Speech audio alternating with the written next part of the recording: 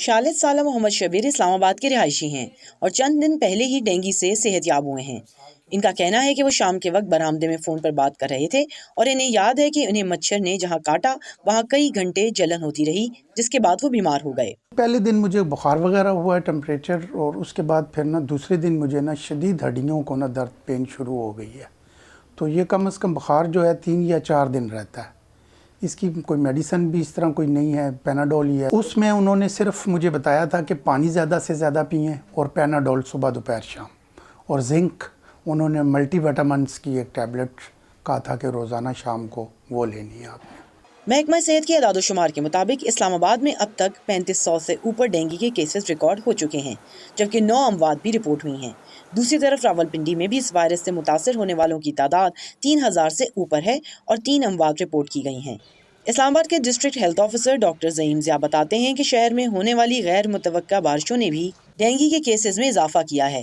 البتہ ان کا کہنا ہے کہ حالات اتنے برے نہیں جتنے سننے میں لگ رہے ہیں۔ بارشوں کا زیادہ ہونا اور ٹیمپریچر کا مناسب ہونا اس کے لیے بڑا فائدہ مند مفید رہا ہے۔ اس میں ہم نے دو لیولز کے اوپر انٹرونشن کی۔ ایک تو ہماری ٹیمیں گھر گھر جا کے انفارمیشن دے رہی ہیں کہ آپ کے فریج کے اندر، اے سی کے پانی کے اندر، پوٹس کے اندر، یا گھر میں کوئی اس طرح کے پانی کے برتن ہو جو آپ نے نہیں ڈھکے ہو، پانی کی جو ٹینکی ہے اس کو آپ نے کھلا چھوڑ دیا۔ سب سے بڑا جو محلے کی تمام تر جو انسیکٹ کی جو پیداوار ہے، وہ ایک گھر جو انڈر کنسٹرکشن ہوتا ہے اور وہ باہر سے لاک ہوتا ہے اور اندر اس کے پانی کی ٹینکی ہوتا ہے اور اس کے اندر مچھر پیدا ہوتے ہیں اور وہ پورے محلے کے جو ہے نا مچھروں کے لیے کافی ہوتا ہے۔ ادھر شبیر ان خوش قسمت مریضوں میں سے تھے جن کی طبیعت اتنی نہیں بگڑی کہ اسپتال داخل ہونا پڑتا۔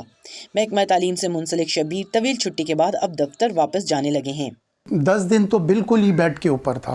11ویں دن اٹھ کے میں نے تھوڑی سی ذرا واک وغیرہ کی ہے، تو پھر دوسرے دن صبح اٹھ کے تو آفس وغیرہ چلا گیا تھا۔ حکومت کے مطابق مناسب وقت پر ڈینگی مار سپرے بھی کیے گئے اور اب بھی جاری ہیں، جبکہ اسپتالوں میں ڈینگی کے مریضوں کو داخل کرنے کی اہلیت بھی ہے، لیکن حکام کو شکایت ہے کہ شہری اس معاملے میں غفلت برت رہے ہیں۔ انفارمیشن دے رہے ہیں اور لوگ اس کو عمل بھی کر رہے ہیں، تو لیکن کسی حد تک ہمیں یہ پرابلمز آتی ہیں کہ لوگوں کی انڈرسٹینڈنگ ٹورڈز جو ڈینگی ہے اس کی پریونشن۔ بہت سارے لوگ کہتے ہیں فاگنگ کرائیں۔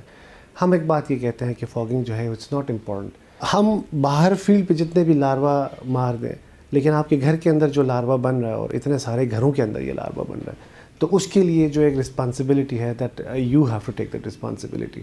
محکمہ صحت کے افراد کا کہنا ہے کہ اکیلے حکومت اس وائرس پر قابو نہیں پا سکتی، اس کے لیے شبیر جیسے شہریوں کو وائرس سے بچاؤ کے لیے احتیاط سے کام لینا ہوگا۔ گیتیا رانیس، وائس آف امریکہ، اسلام آباد۔